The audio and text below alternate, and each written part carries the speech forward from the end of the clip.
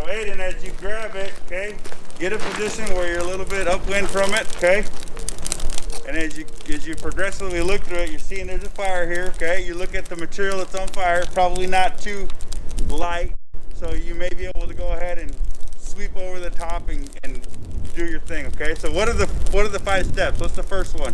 The first one? Or the pass?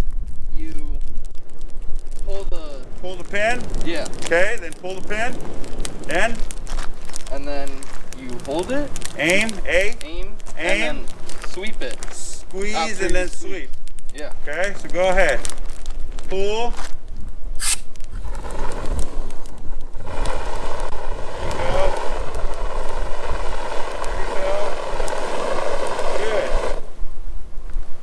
Okay, so as you notice, all of the retardant kind of flew. It was a lot of pressure. You see where it went, how it kind of flew. The wind is helping it, of course, a little bit.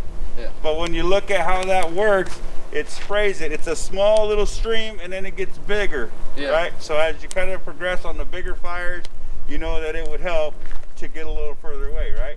You notice how right now, okay, we have the powders on it, and we got to be careful, okay?